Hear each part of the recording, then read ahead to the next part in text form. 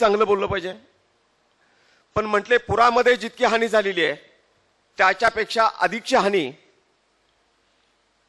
पुरानंतर ज्या साथी उद्भवतील त्यामध्ये अनेक माणसांचे मृत्यू होतील.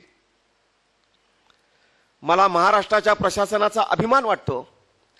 जगातले तज्ञ जे इंग्लंड अमेरिकेचे होते, ही हानी आपण टाळू शकणार नाही, हजारो माणसांना प्राणास मुकावंच लागेल अशा पद्धतीचं भाकीत करत असताना ह्या हानी रोखण्याचं सामर्थ्य, साथीचा उपद्रव थांबवण्याचं सामर्थ्य आमच्या प्रशासनामध्ये आहे. आम्ही त्या थांबवून दाखवू.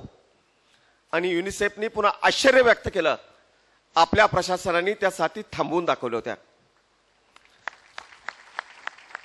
काल नांगरे पाटील इथं आले होते, ते बोलले असतील 26/11चा हल्ला झाला, राजकीय राळ उडाली, पण एका शहराच्या पोलीस यंत्रणेनं मिलिटरी सारखं झुंजत एका आतंकवाद्याला जिवंत पकडणं आणि 9 आतंकवाद्याचा खात्मा करणं, महाराष्ट्राच्या पोलीस दलाने जो लढा दिला, ज्याप्रमाणे प्रतिकार केला, ती निश्चितपणाने महाराष्ट्राच्या पोलीस दलाची मान अभिमानाने वर करणारी आहे.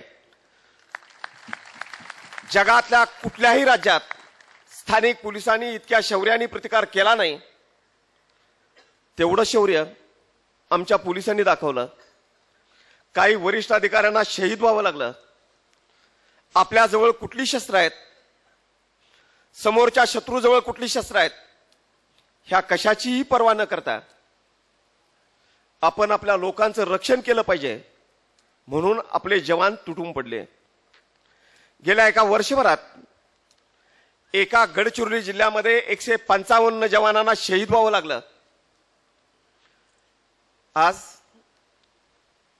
महाराष्ट्राच्या प्रशासनामध्ये काम करणाऱ्या अधिकाऱ्यांनी प्रसंगी या राज्यातल्या 10 कोटी जनतेसाठी प्राण देण्याची तयारी ठेवलेली आहे, हे यातून स्पष्ट होत आहे.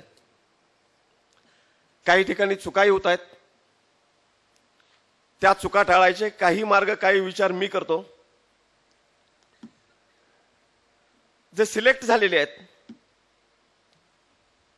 त्यांना थोडीशी माझी विनंती आहे,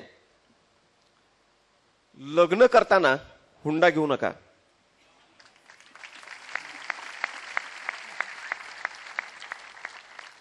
तुम्ही जर बायकोला विकले गेलात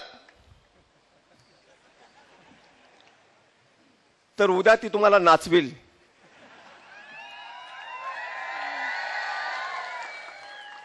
मग कोणत्या गोष्टी पाहिजेत, हा हट्ट धरण्याचा अधिकार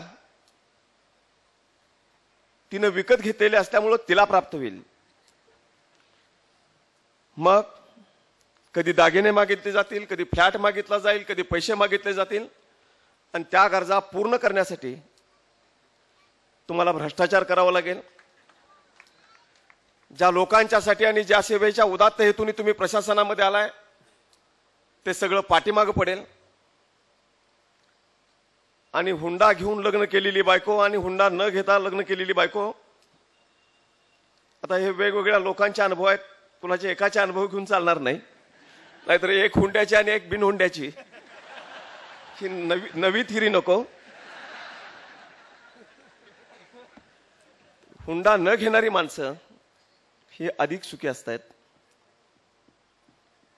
मी आणखी एक सूचना करीन जी मला जाणवते, जे सिलेक्ट झालेले आहेत,